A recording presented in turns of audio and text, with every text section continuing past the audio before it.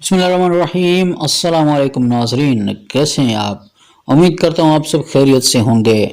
जी हाँ, आप देख रहे हैं यूट्यूब चैनल अब्दुल लतीफ़ जोखियो और आज हम डिस्कस करने जा रहे हैं प्रेजेंट इंडेफिनिट टेंस। जो हमारी सीरीज़ चल रही है लर्न इंग्लिश के नाम से, यानी अंग्रेज़ी सीखो के नाम से, तो उसमें हम आज डिस्कस करेंगे प्रेजेंट इंडेफिनिट टेंस यानी ज़मान हाल मुतल्लिक। आपको यकीन तौर पर कोई डिफरेंट लग रहा होगा क्योंकि मैं सामने खुद नहीं हूँ, मैं सिर्फ वॉइस अपने के ज़रिए आपके सामने हूँ और आपके सामने स्क्रीन है। तो जी हाँ, मैंने सोचा ज़रा चेंज करते हैं, कुछ तब्दीली लाते हैं और डिजिटल स्क्रीन के ज़रिए से आप तक ये वीडियो पहुँचाते हैं, क्योंकि इन वीडियोस का असल मकसद है कि आपको अंग्रेज़ी ज़बान सिखाई जाए, जो कि बहुत ही अहम है। प्रेजेंट इंडेफिनिट टेंस, उसके अगर हम डेफिनेशन की तरफ चलते हैं तो वो कहता है कि it shows that subject do it's work in now time. ये बताता है कि फ़अल अपना काम मौजूदा वक्त में करता है। जो वक्त इस वक्त है उसमें अगर काम करने वाला यानी कि फ़अल वो कोई इंसान हो सकता है, ठीक है, कोई गैर जानदार चीज़ हो सकती है, मगर जो काम करने वाला हो वो अपना काम इस वक्त में करे, हाल में जो वक्त अभी है उसमें, तो ये हो जाता है ज़मान हाल मुतल्लिक यानी present indefinite tense. For example, I go to school, मैं स्कूल जाता हूँ, ठीक है। दे लर्न्स इंग्लिश, वो अंग्रेजी सीखते हैं। इनको अगर हम निगेटिव करना चाहें तो पहला आई गो टू स्कूल, याद रखिए कि जब ज़मान हाल मुतल्लिक यानी प्रेजेंट इंडेफिनिट टेंस की बात आती है तो उसमें ये होता है कि डू इस्तेमाल होता है। जब सवाल पूछा जाए तो उसमें इस्तेमाल होता है डू, ठीक है। तो डू हम यूज़ करेंगे, मगर इससे पहले कि इसको हम इंटेरोगेटिव बनाएं आपको फार्मूला भी बता देते हैं। फार्मूले में सबसे पहले आएगा सब्जेक्ट, उसके बाद आएगा एक्शनरी वर्ब, और एक्शनरी वर्ब में वर्ब की फर्स्ट फॉर्म यानी पहली फॉर्म वर्ब की इस्तेमाल होगी। उसके बाद आएगा ऑब्जेक्ट। एक्शनरी वर्ब बताता है एक्शन के बारे में कि कौन सा काम हो रहा है, ठीक है। आई गो टू स्कूल, इसमें आई सब्जेक्ट है यानी फल काम करने वाला, गो एक्शन है, एक्शनरी वर्ब है गो, और ये go first form of the verb है, ठीक है। Second form of the verb went होगी, ये first form of the verb है। उसके बाद आता है ऑब्जेक्ट यानी जिसके ऊपर काम हो रहा होता है। आई गो टू स्कूल, मैं स्कूल जाता हूँ।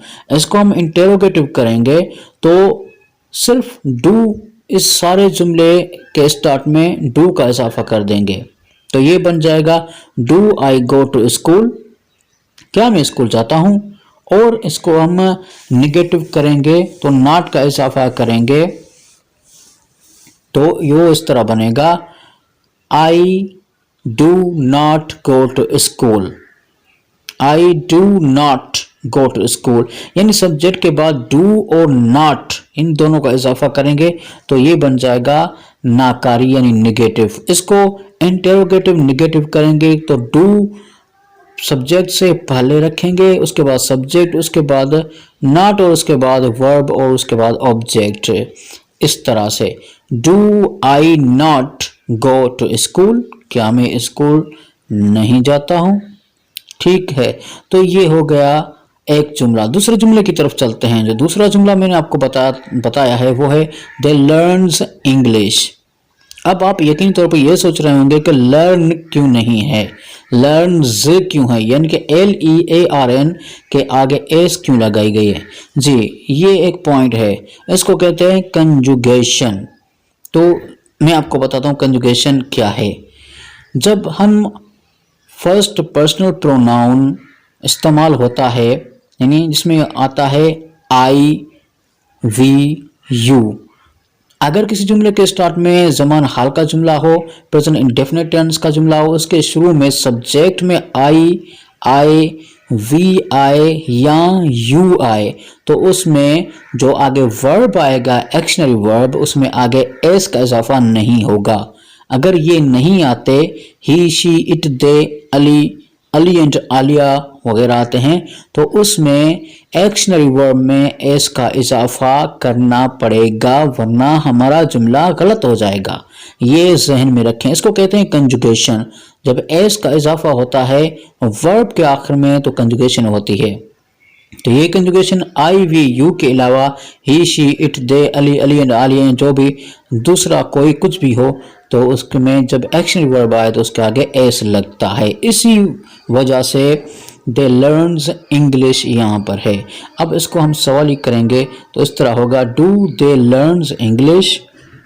ناکاری کریں گے they do not learns English اور سوالی ناکاری کریں گے تو اس طرح بنے گا do they not learns English.